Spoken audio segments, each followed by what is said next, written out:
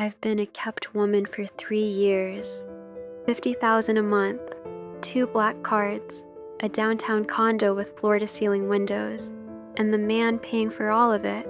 Single, no ex-wife, no drama, clean setup. The only problem was the boyfriend who had no idea. Nobody tells you this about taking the easy way out. You don't find out what it cost you until you're already at the end. My name is Maya. 3 years ago, I was selling insurance out of a strip mall making $22,000 a year. Tyler was in med school at UT. We split a 1-bedroom apartment where the AC unit sounded like it was dying, and in the summer it basically was. He rode a bicycle to pick me up after late shifts, an actual bicycle with a basket on the front, and he was completely unbothered by it. Cold nights he'd stick my hands in his jacket pocket on the ride home. He used to talk about the future like it was already decided. Always when, never if. When I'm a doctor, when we get a real place, when you don't have to deal with that job anymore. I loved that about him. I loved it so much it almost hurt. My dad had a stroke in October 2021. ICU, $8,000 a day. I just stopped being able to think about the number as a number. Tyler signed up for a drug trial without telling me. One of those cash ones that pay under the table because they can't get approved anywhere legitimate. He came home with a rash all over his chest and a fever and $8,000 in an envelope. I went into the bathroom and sat on the floor and cried until I was empty. That was the night I understood. His love was real. It just wasn't enough. And I was done watching him destroy himself for something that wasn't getting better. Richard Calhoun was a VP at my company, 53, divorced, the kind of guy who's been in charge of things so long, he doesn't even think about it anymore. He'd been making it obvious for months, nothing you could actually call out. Just the way he'd linger at my desk, the hand on my shoulder that lasted a second too long. I knew what it was. I just hadn't decided what to do about it. He found me in the parking garage on a Thursday. My dad's latest bill was in my bag. He said he'd heard things were tough. He slid a card across the hood of his car.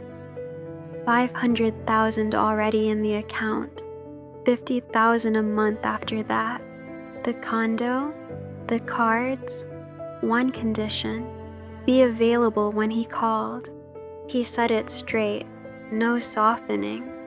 He'd had this conversation before. I stood there and thought about giving it back. I really did think about it. I thought about Tyler on that bathroom floor, rash on his chest, envelope in his hand, trying to save us the only way he knew how. And I took the card. I told myself it was just until my dad got stable. I told myself a lot of things. I told Tyler I got promoted. He cried in our kitchen, said he always knew I was the smartest person in that office. I spent 3 years after that buying him stuff. Tuition, a MacBook, shoes that cost more than our first month's rent. Every time he said it was too much, I'd hold his face and tell him to stop. He'd say, "I don't deserve you." I'd think, "You really don't know." Afternoons I was in a hotel 2 blocks from the office. Evenings I'd shower at the condo before going home. And Tyler would have made dinner and he'd ask how my day was, and I'd tell him something true about the morning and let him fill in the rest. I kept waiting to feel worse about it. That was the part that scared me most. That I kept waiting and it kept not happening. Richard wanted dinner one night, normal thing.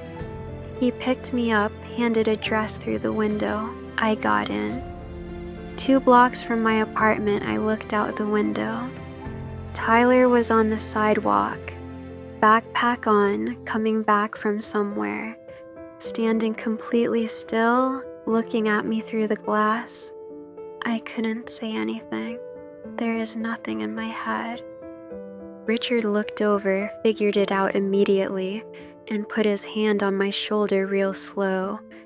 Then he said out the window, "She made her choice, son. Best thing you can do is make yours." Tyler didn't say anything. He just looked at me. I've thought about that look every day since, and I still don't have a word for it. It wasn't anger, it wasn't shock, it was just done. Like he'd already decided before he even looked up. Then he turned around and walked away. I made Richard stop the car. I ran after Tyler. By the time I got upstairs, he was already packing. Laptop on the floor, shoes by the door, my debit card on the kitchen table. I grabbed his arm. I told him everything. My dad, the bills, the envelope. I didn't know what else to do. I never stopped loving him. Not once. He stopped, looked at me. His eyes were wet, but his voice was flat. "Maybe that's how it started," he said. "But Maya," he looked at the shoes on the floor, "that watch on your wrist, the way you were smiling in that car. I've never seen you smile at me like that. 3 years, and I've never once seen that." I didn't say anything. "I would have rather lost you when we were broke," he said. "At least that would have been real." He picked up his bag. The door closed behind him quiet, like he was trying not to wake anyone up. Richard lost interest about a week later. Wire transfer, a note that said, "Take care of yourself." Done. $200,000. I can't sleep more than 4 hours. I dream about that apartment, the water stain on the ceiling, Tyler pointing at it saying someday that's gonna be a skylight. 6 months ago, I saw him at a Rolex store in the mall. He was in a good suit, standing next to a woman who had to be 60, clearly loaded.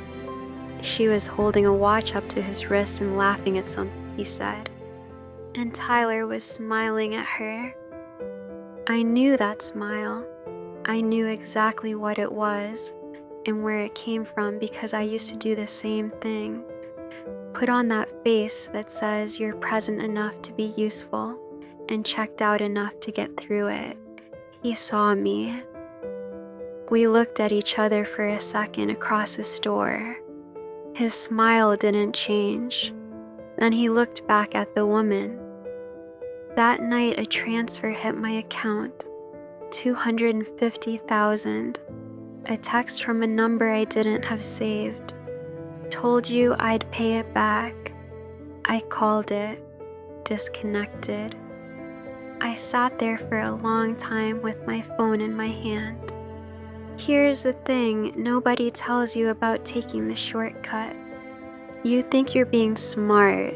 You think you're protecting the people you love by handling things they don't have to know about, but you're not protecting anybody.